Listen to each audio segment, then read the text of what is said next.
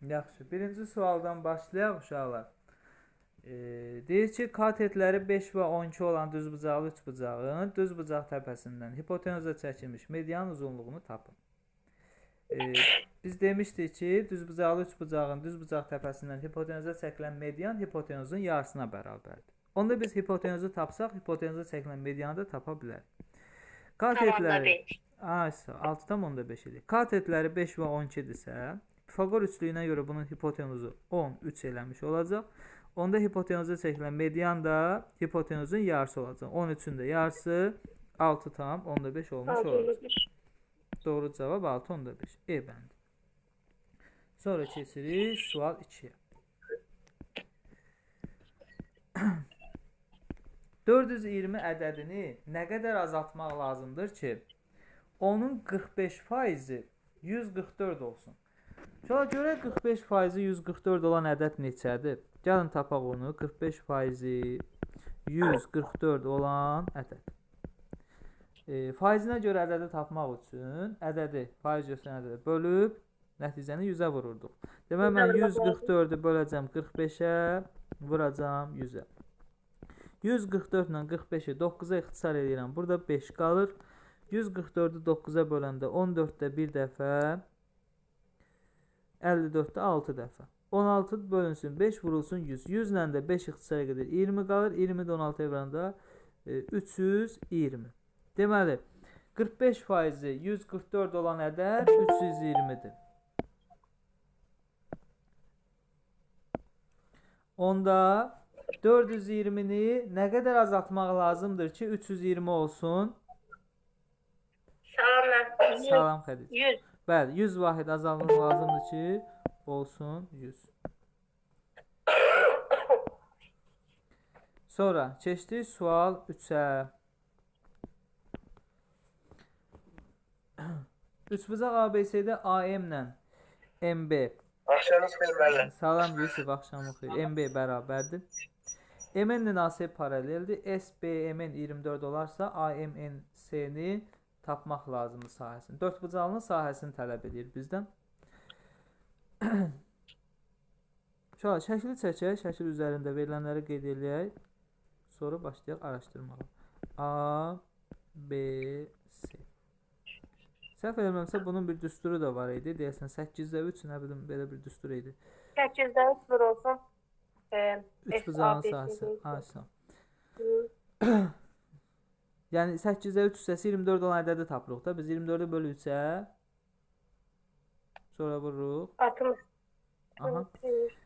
Yox, o idi deyil düstur. Yaxşı, düstursuz eləyək də. Düstur fikrimizdən çıxıbsa düstursuz eləyək. AM ilə MB bərabərdir.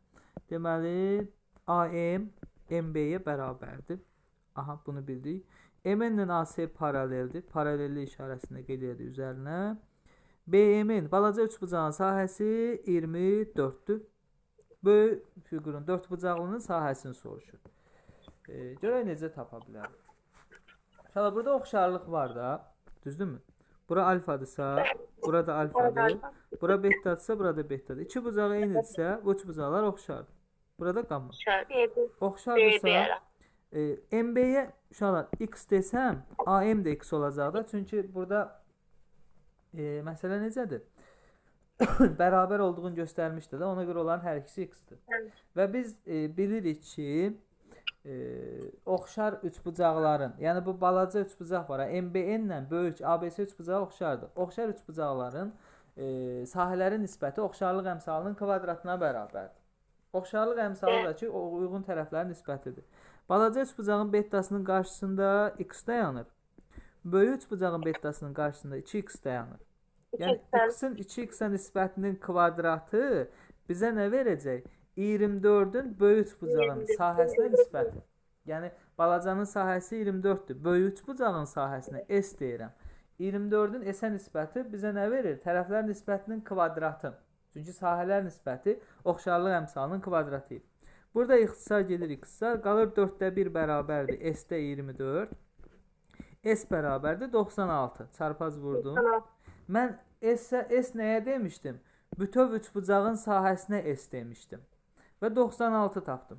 Onda 96-dan da 24-ü çıxsam, yuxarıdakı üçbucağın sahəsi. Mənə bu dördbucağının sahəsi qalmış olacaq. 72 kvadrat santimetr tapmış olacağım. Doğru cavab C. Oxşarlıqdan istifadə elədik. Sonra sual nömrə 4. Funksiyanın qiymətlər çoxluğunu tapın. İnşallah biz bunu keçməmişik, kvadratik funksiyanı. Yaxınlarda keçəcək. Y bərabərdir x kvadratı çıxılsın 8x üstəgəl 21. Yəni funksiyanın qiymətlər çoxluğu nə deməkdir? Y-in ala bildiyi qiymətlərə funksiyanın qiymətlər çoxluğu deyilir. Gəlin bu ifadədən tam kvadrat ayıraq. X kvadratı çıxılsın 8x üstəgəl neçə yazsaq bu iki ifadə fərqinin kvadratı olar? 16 yazsaq. 21-i 16 üstəgəl 5 yazdım.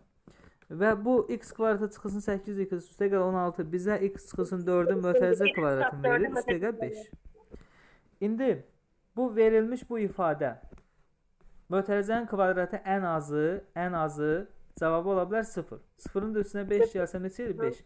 Deməli bu ifadənin ən az qiyməti 5-dir. Qalan qiymətləri 5-dən çoxdur. Onda bunun qiymətlər çoxluğu necə olacaq? 5-dən müsbət sonsuzluq. Başa düşdünüz? Yəni x-in yerinə də elə bir ədəd yaza bilmərik ki, onu mənasız eləsin. Kəsilmə yoxdur da, mənasız eləyən qiymət olmadığına görə bunun qiymətləri 5-dən üzü müsbət sonsuzluğa qədər davam edir. Sonra 5. Sadələşdirin. Rasional ifadələri sadələşdirmək üçün sürət və məxrəci vuruqlara ayırırdıq. İndi biz bu ifadənin sürət və məxrəcini vuruqlara ayırmalıyıq. Vuruqlara ayırmada ki, ortaq vuruq çıxardacaq da. Ortaq vuruq hərflərdən, eyni hərflərdən hansını çıxardırdıq ortaq vuruq? Qüvvət üstü kiçik olan. Surətdə qüvvət üstü ən kiçik olan A üstü 2N-dir. Və nəyi ortaq vuruq çıxardırdıqsa, toplananların hər birini həmin ortaq vuruğa bölürdük. İndi A üstü 2N üstəgəl 4-ü A üstü 2N-ə bölsük. Əsaslar eyni olub üstlər çıxılanda qalacaq A üstü 4. Çıxılsın 2 vurulsun A üstü 2. 2N-lərə böldüm də. Üstəgəl 1. A üstü 2N, A üstü 2N-ə böləndə 1 qalır. Məxrəcdə də A üstü 2N üstəgəl 2-ni ortaq vuruq çıxardıram. Birinci qalır A üstündə 2 çıxılsın 1. 1. Bərabərdir. Surətdə A üstü 2N yazıram. Vurulsun. Bir dənə bu mötərəziyə fikir versəz, o bizə A kvadratı çıxılsın 1-in mötərəzə kvadratıdır. İki ifadə fərqinin kvadratının açılışıdır. Məxrəcdə də A üstü 2N üstəgəl 2-ni A üstü 2N vurulsun A üstündə 2 yazıram. Vuranda yenə üstlər toplanır, eyni ifadə olur da. A kvadratı çıxılsın 1-ə vurdum. İndi ixtisar A üstü 2N-lər ixtisara getdi. A kvadratı çıx 1-in də A kvadratı çıx 1-lə ixtisar gedir. Kvadrat oldu. Surətdə A kvadratı çıx 1 qalır və cavab olur demək B bəndi. Bunu belə yaza bilərik. Əgər bir qaranlıq bir məsələ qaldısa, bir başqa yolda izah edeyim mən bunu. Başqa yol deyəndə həmən yolda. Baxın, surətdə A üstü 2N üstəgəl 4-ü A üstü 2N vurulsun A üstü 4 yazıram. Çünki əsaslar eynidir. Vuranda yenə üstlər toplanır. A üstü 2N üstəgəl 4 olur. Çıxılsın 2 vurulsun A üstü 2N üstəgəl 2-ni də A üstü 2N vurulsun A üstü 2 yazıram. Üstəgəl A üstü 2N yazıram. Məxrəcdə də A üstü 2N üstəgəl 4-ü A üstü 2N vurulsun A üstü 4 yazıram. O birisini də A üstü 2N vurulsun A üstü 2 yazıram. Yəni belə yaza bilərik bunu. Bərabərdir. İndi baxın uşaqlar, surətdəki ifadədə, surətdə A üstü 2N toplananların üçündə də var, ortaq vuruqdur. Məxrəcdə də A üstü 2N var, ortaq vuruqdur. O ortaq vuruğu çıxardıram mötərizə xaricinə. A üstü 2N vurulsun. Mötərizədə qalır A üstü 4, çıxılsın 2A kvadratı, üstəgəl 1. Özünü çıxaranda yəni A üstü 2N, A üstü 2N böləndə 1 qalır. Məxrəcdə də A üstü 2N ortaq vuruqdur. Bir də ki, A üstü 4 ilə A üstü 2-dən də A kvadratı ortaq vuruqdur da. Qalacaq A kvadratı çıxılsın 1. Qalanını da ki, bayaq yazmışdım da.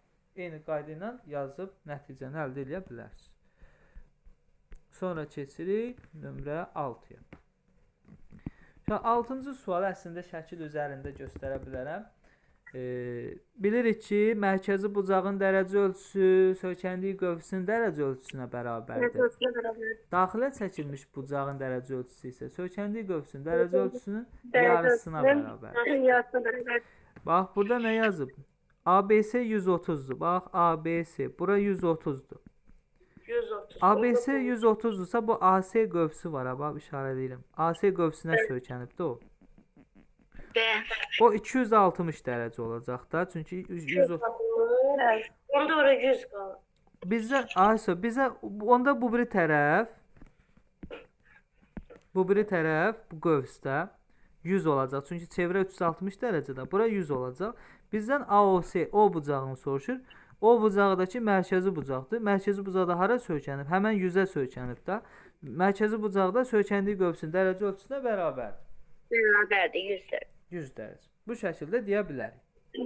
Sonra keçək sual 7-yə. Yolun kənarına hər 8 metrdən bir ağac əkilərsə, 1-ci və 16-cı ağac arasındakı məsafə neçə metrdir? 1-ci və 16-cı ağac arasında neçə ara var? 15 ara var da. Düzdür. Bax, məsələn, ağacın birini bura əkdim. Bax, birini bura əkdim, birini də bura. Görürsünüz, 3 dənə ağac əkəndə 2 dənə ara yaranır. Yəni, 16 dənə ağac əkilibsə, 1-ci ilə 16-cının arasında 15 ağac olacaq. 15-i də vuracam, hər ara 8 metrdir də. 15-i də vuracam 8-ə, 120 metr 120 metr məsafə olmuş olacaq. Bildiniz onu? Bəli. Aha. Sonra baxırıq neçənci sual? 7-ci sual oldu A bəndi. 8-ci sualı özünüz yazarsınız da ona izah verməyim. Sonra keçək 9-cu suala. Tam hissəsini tapın. Bu kəsirin tam hissəsini tapanda kəsiri qiymətləndirirdik də. Məsələn, 7-nin kök altı 7-ni qiymətləndirmək üçün bunu kök altı 4 kiçikdir kök altı 7 kök altı 9 yazır. Və 2 və 3 arasında yerləşir deyildik. Amma bu kvadrat kök deyil də 4-cü dərəcədən kök altında 315-dir. 4-cü dərəcədən kök altında 315 olduğuna görə biz bunu 4-cü dərəcə ilə qiymətləndirməliyik ki, solunda və sağında 4-cü dərəcədən kök çıxan ədədlər tapmalıyıq. 4-cü dərəcədən kök altda 256. 256-dan 4 çıxır da 4-cü dərəcədən. 4-cü dərəcədən bu tərəfə də 625 yazacağam. 625-dən 5. 256-dan 4 çıxır. 315, 625-dən də 5 çıxır. Yəni kök 4-cü dərəcədən kök altı 315 4 və 5 arasında yerləşir. 4 tam neçədir? Yəni tam hissəsi 4-dür. Bunu da bildik. Sonra sual 10. Vuruqlara ayrın deyir çox ədlini. Üstləri qüvvət üstləri cütdür. 2-yə bölünür. Əmsallar da nəyisə kvadratıdır. Deməli bu kvadratlar fərqidir də. Bu kublar fərqi deyil. 25 A kvadratı B çıxılsın 3 C kubu 5 A kvadratı B üstəgəl 3 C kubu. Bir dəfə çıxılması, bir dəfə toplaması. Bu da ki hansı bənddir? E variantı. Aha. Sonra baxırıq sual 11-ə. A kiçikdir 0, kiçikdir B. Bax uşaqlar, bu şərtə diqqət eləmək lazımdır. 4-cü dərəcədən A üstü 8, üstə gəl A vurulsun kub kök altında B kubu, üstə gəl 4-cü dərəcədən B üstü 8, çıxılsın B kök altında A kvadratı ifadəsinin sadələşdirin deyir. Yadınızdasa demişdik ki, n-ci dərəcədən a üstü n-dən n tək olanda a çıxırdı. Adlı olanda modul. N cüt olanda modul a çıxırdı. Moduldur. İndi birincidə 4 ilə 8 ixtisara gedir, a kvadratı çıxır, amma modulda çıxardıram. Əslində kvadratı da müsbətdir, özü çıxa bilər, amma modulda yazıram. Üstə gəl, a vurulsun. Bu b-də 3-lər getdi, b özü tək dərəcə nədirsə özü çıxır. Burada b üstü 8 ilə b üstü 4 ilə b kvadratı çıxır, onu da modulda yazıram. Çıxılsın, b vurulsun. A kvadratı ilə bu 2 də getdi, a çıxdı. Özü modul. Uşaqlar, birinci modulda a-nın kvadratı olduğuna görə ədədin kvadratı mənfi olmur axı. Ona görə modulundan elə a kvadratı çıxır. Üstə gəl ab, üstə gəl b kvadratdan b kvadratı çıxır. AB-nin kvadratı. Aha, Yox, AB. çıxılsın, yox. Bu ən axırıncıda a modul da daxil. Moduldan müsbətin özü çıxır, mənfinin əksi. A-nın işarəsini bilmirəm, qayıdıram, bax yuxarıda şərt vermişdi ki, a kiçikdir sıfırdan. A sıfırdan kiçikdirsə A mənfi ədəddir. Sıfırda B-dən kiçikdirsə B müsbətdir. B-yə ehtiyac yoxdur, onsuz çıxarmışıq. A mənfidir. Mənfi ədədin modulundan əksi çıxır. Çünki mənfinin əksi müsbətdir. Onda bu modulda A-dan mənfi A çıxır. Bir dənə də mənfi qarşıda bu üstə gəl AB olur. Olur. Üstə gəl AB. Və burada AB-lər oxşardır, getmir. Yox, islah olunur. Cəmlənir də. A kvadrat. AB. Üstə gəl 2AB. A üstə gəl B-nin mötərizə kvadratı. Bəli. Üstə gəlsə B kvadratı. Bəli, 2AB-lir, o da A üstə gəl B-nin mötərizə kvadratı olmuş olur. Doğru cavab D. Başa düşdük də bunu da. Moduldan müsbət ədədin özü çıxır, mənfi ədədin isə əksi çıxmış olur. Sonra keçdik 12-ci suala. ABCD paraleloqramında ADS 110, DEF 30 olarsa AKF-i tap. Gəlin şəkli çəkək.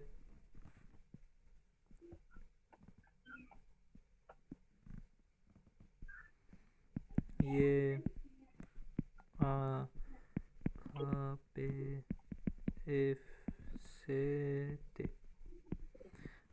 Verilənlər haradır? ADS 110. 110 bura D bucağıdır da ADS. Sonra DEF 30. DEF. Burada 30 dərəcə olarsa AKF-i soruşur. Bax buranı AKF. A-dan getdik yuxarıya, K-dan F-ə. Buraya yazıram alfa. Mən əgər bunun qonşusunu tapsam, özünü tapa bilərəm də. ABCD fiquru paraleloqramdır. Və biz bilirik ki, paraleloqramın bir tərəfinə bitişik bucaqlarının cəmi 180-dir. Yəni iti bucağına. Onda A bucağı 70 dərəcədir. Onda 70-in qonşusu 110-dur. 110.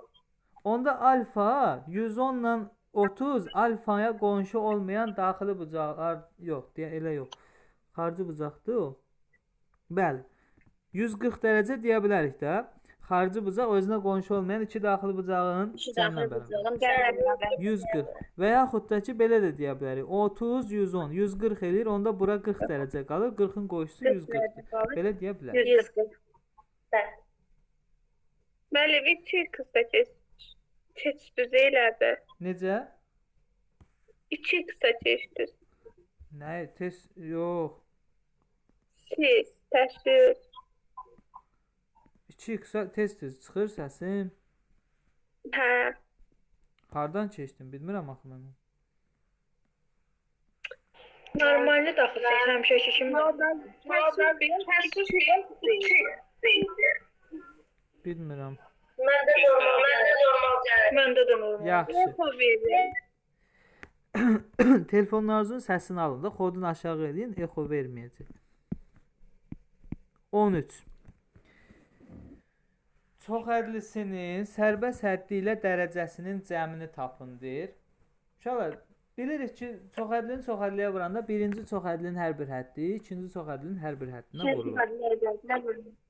Bəli, indi bu çoxhədliləri hal-hazırda bu iki dənə çoxhədlinin hasili verilib də. Gərək mən bunları bir-birinə vuram, mötərizələrə açsam, oxşar hədlər varsa onları islah eləyəm. İslah eləyəndən sonra standart şəkildə çoxhəddiyə gətirəm, sonra onun dərəcəsinin və sərbəst həddinin neçə olduğunu tapıb, Cəmin sonraların cəmini taparam. Mən nə edirəm ki, çoxhəddinin dərəcəsi onun hədlərindən hansının dərəcəsi ən böyüksə o götürülür. İndi mən burada bir-birinə vursam, hansı həddə vursam ən böyük dərəcə alınacaq? Təbii ki, x kubun x üstü 4-ə. Qalanların x kubun x üstü 4-ə vuranda x üstü 7 eləyəcək. Yəni bu çoxhəddini vurub açsam, islah eləsəm, ən böyük dərəcə 7 eləyəcək. Ona görə də bunun cavabı çoxhədlidir də. Bu hasili çoxhədli şəklinə gətirsəm, dərəcəsi 7 olacaq. Yəni vurmuram. Sadəcə tapdım ki, dərəcəsi 7-dir. Birinci çoxhədlinin sərbəst həddi 2-dir, ikinci çoxhədlinin sərbəst həddi 15-dir. 17. Yox, vururuq. Burada vurub açanda 30 olacaq. Hə, 2 vuruq olmuş. 30 olacaq. Sərbəst həddi 30 eləyəcək. Deyir, dərəcəsi ilə sərbəst həddin cəmini tapın. 37 yoxdur axı cavabdan. Uşaqlar, burada bir yanlışlıq olub. Yəqin ki, onun yanında bir x var, düşmür. Bir dəqiqə baxın, mən... Onda o 10 eləyir. Bəli, onun yanında yəqin ki, x olmalıymış, düşməyib. Onda sərbəst həddi 2-dir, 5-dir, 10-dur. Onun üstünə 7, 17 eləyir. 17. Aha, başa düşdük də bunu. Yəni, çoxhədliyə vurmağa ehtiyac yoxdur. Sadəcə ən böyük dərəcələri hansılardırsa, qüvvət üstləri ən böyük olanları bir-birinə vururuq. Dərəcə o eləyir. Bir də sərbəst hədləri bir-birinə vururuq. Sərbəst həddə o eləyir. Bununla da tapmış oluruq. Sonra keçirik 14-cü sual. Məsələn, 14-cü sualda funksiyadır. Hələ bunları keçməmişik. Funksiyasının o x oxu ilə kəsmə nöqtəsinin apsisi ilə o y oxunu kəsdiyi nöqtənin ordinatı cəmini tapın. Məktəbdə 9-cu sinifdə keçmişdik də. Demək ki, funksiya x oxunu kəsəndə y 0 olur, y kəsəndə x 0 olur. İndi o x oxu ilə kəsəndə y-ə mən 0 deyəcəm. Onda olacaq 2x üstə eqal 15 bərabərdir 0. Y-ə 0 deyəcəm. 2x bərabərdir mənfi 15. Mənfi 7 olur. Bərabərdir 7,5. X-i tapdım. Y-i kəsəndə x-ə 0 deyəcəm. Olacaq y bərabərdir 2 vurulsun 0 üstə eqal 15. X-ə 0 dedim. Y bərabərdir 15. Y-i də tapdım 15. Deyir, cəmin tapın. 15-in üstünə mənfi 7,5 gələndə qalacaq. Müsbət 7. Müsbət 7. 15-dən 7,5-i çıxırıq da. Bəli. Sonra baxaq sual nömrə 15-ə. Aydan, düzəldi mənim səsim sənin telefonunda.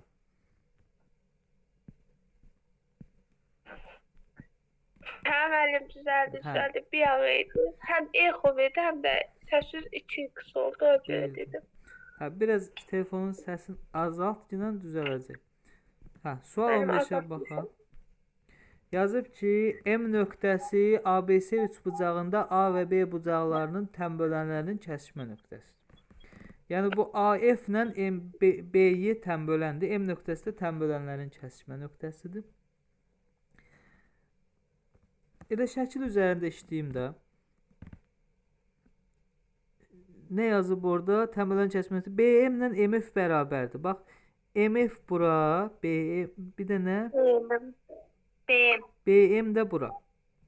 Bu ikisi bir-birinə bərabərsə, bu üçbucaq bərabər yanlıdır. O balaca üçbucaq var, ha. İki tərəfi bərabərdir. Bir də AMY 80-dir. AMY. Bura 80-dir.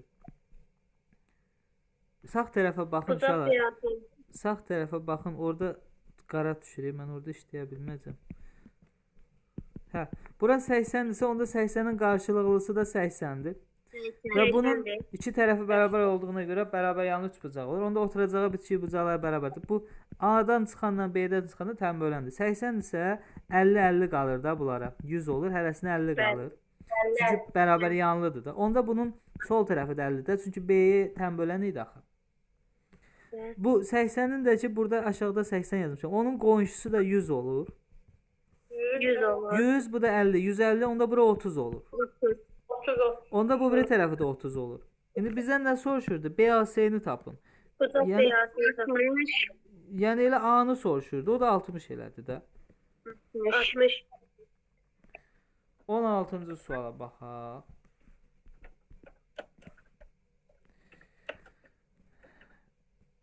Üçbucaq verilib. AC 10-dur. Bunu şəkil üzərində işləyəcəm. AC 10-dur. BC 16. Qələmimizin də ölçüsünü dəyişim mən. Hə. BC neçədir? 16. BC-yə də 16 yazdım. ASB-dəki 30 dərəcə. Hə, üçbucağın iki tərəfi və onlar arasında bucaq veriləndə onun sahəsini 2də 1 AB sinüs alfa. Düsturdan tapırıq. 2də 1 vurulsun 16, vurulsun 10. Sinüs 30-da da 2də 1-dir də. 2də 1. 2də 1-i 2də 1-ə vuranda 4 eləyir. 4-dən 16 gedir, 4 qalır. 4 dəfə onun 40. 4 qalır 40. Deməli, bu sualın cavabı 40-dır. Bildik onu da. Bəli. Sonra davam edək.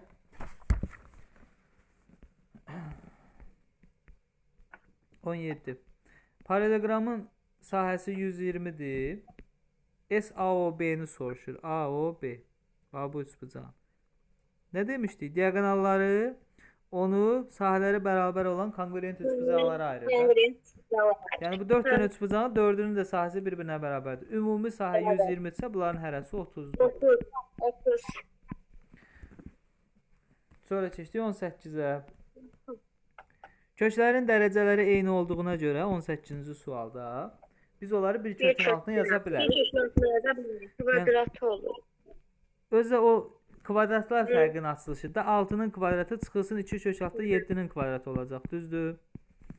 Bəli. O da olur kub kök altında 36 çıxılsın 2-nin kvadratı 4 kök altı 7 kvadratı 7 28. Bərabərdir kub kök altında 8. 8 2. 8-ə 2-nin kubudur. Deməli bunun cavabı 2. 2-dir. Sonra baxaq 19-a. X çıxılsın y bölünsün y 4 olarsa y ədədi x-in neçə faiz? Y-in x-in neçə faiz olduğunu tapmaq istəyiriksə y-i bölməliyik x-a, vurmalıyıq 100 faizi. Yəni birinci ədədi, ikinci ədədi bölüb 100-ə vururuq. Gəlin bu veriləndə x y-dən əvəz eləyək. X çıxılsın y bərabərdir 4y. Y-i sağa keçirdirəm, x bərabərdir 5y. 5y. Gətirib burada yerinə qoysam, qutardı da y-lər ixtisara geçsə, y bölünsün 5y, vurulsun 100 faiz. Y-lər getdi 20 faiz. Deməli y x-in 20 faiziymiş. Bəli. Sonra baxaq sual 20-yə. Ədədlərinin kəsir hissələrinin cəmini tapın. İnşallah demişdik ki, mənfi ədədlərdə tam və kəsir hissə kəsir hissəni tamamlayırdı. Yəni bunu 0.4 isə bunun kəsir hissəsi 0.6 götürəcək. O birisi 0.6 ilə kəsir hissədir. Tamı yoxdur. Elə 0.6. 1.8-in də kəsir hissəsi 0.8. Kəsir hissələrinin cəmini tapın. Toplayırıq 2. 0.6 0.6 1.2 1.2-nin də 0.8 gələndə 2 tam olmuş olacaq. 2. Bildik onu? Bəli.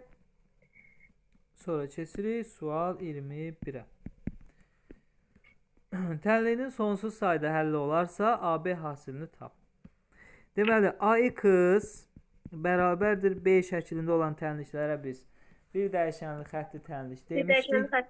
Və A bərabərdir 0, B bərabərdir 0 olanda biz demişdik ki, bu tənliyin sonsuz sayda həlli olur. Yəni məhsul solda, ədəd sağda olmalıdır. İndi burada 6-nı keçirtməliyəm sağa. Çünki o ədəddə sağa keçmir. Onda olur necə? A üstə gəl B vurulsun x bərabərdir A çıxılsın B çıxılsın 6. Sonsuz sayda həlli olması üçün A da 0 olmalıdır. Yəni x-in də əmsalı 0 olmalıdır. Sağdakı ifadədə 0 olmalıdır. Yəni A üstə gəl B də 0 olmalıdır. A çıxılsın B çıxılsın 6 da 0 olmalıdır. Sistemdə həll eləyək də. Surətdə A üstə gəl B bərabər 0. Aşağıda 6-nı sağa keçirsəm. A çıxıb B bərabər 6. Toplasam 3. A-nı tapdım 3. Aparıb məsələn yerinə qoysam yuxarıda 3 üstə gəl B bərabər 0, B bərabər -3. Bizdən AB hasilini soruşurdu. -3 vurulsun 3. O da Mənfi deyəcək. 9. -6-nı Mənfi kimə dokuz. dedi yəni? -20. Rakip mənfi 2'ye vur. 22. Keçən dəfə mən idim də 5-3 vurub 8 deyən. İndi də siz də mənim kimi. 22. ABCD trapesiyasında AB bərabərdir CD 13-dür. Yəni bu necə trapesiyadır? Beraber yanlı. AB ilə CD bərabərsə, bərabər trapesiyadır. BC 8-dir. AD 18-dir. Verilənləri şəkil üzərində qeyd elədim. Hündürlüyünü tapın. Hündürlük B-dən aşağı çəkilir də BH. Şöyle bərabər yanlı trapesiyada yadınıza düşürsə demişdim ki, hündürlüyü çəkiləndə bu AH-ı necə tapırdıq? A çıxılsın B. Hayır. Aha. Yəni nə edirdik? Bölsün 2. Yəni Oturacaqların Oturacaqların böldü Bəli. hissələr. bəli, böyük oturacaqdan kiçik oturacaq çıxıb böldük ki, 18-dən 8 çıxıram. 10 böldüm 2-yə 5. 5. Bura 5-dir. Düz bucaqlı, üst bucaqlı, hündürlüyü də 12 olacaq da. Pifaqor ədədlərinə görə 13-dür, 5-dirsə orada 12 olmalıdır. Bu da 22-ci sualımız. Sonra 23-ə baxaq. 2 ax kvadratı çıxılsın 4 ax üstə gəl b bərabərdir 0. Kvadrat tənliyinin 2 bərabər kökü olarsa ifadəsinin qiymətini tapın. Əgər kvadrat tənliyin 2 bərabər kökü varsa, deməli b kvadratı çıxılsın 4ac bərabər olmalıdır 0-a. Yəni diskriminantdakı b kvadratı çıxılsın 4ac-dir. İndi yuxarıda verilən tənlikdə baş əmsalımız 2a-dır. İkinci əmsal -4a-dır. Sərbəst həddimiz də b-dir. B. Gətirib burada yerinə qoyuram. B-nin yerinə -4a qoyacam. -4a-nın kvadratı çıxılsın 4 vurulsun a. Yəni baş əmsal 2a, c-də sərbəst həddə b bərabərdir 0. 16a kvadratı çıxılsın 8ab bərabərdir 0. 16a kvadratını saxlayıram, 8ab-ni keçirdirəm sağa. Mən burada a-nı b ilə ifadə edəcəm. 16a kvadrat. Sonra hər iki tərəfi 8a-ya bölürəm. Solda qalır 2a, sağda qalır b. Düz yazımda hər tərəfi 8-ə böldüm. Bərabərliyin yerini dəyişirəm. B bərabərdir 2a. Mən dəyişənlərdən birini digərindən əvəz elədim. İndi yuxarıdakı bizdən soruşulan ifadədə b-nin yerinə 2a yazsam, məsələni həll eləmiş olacam da.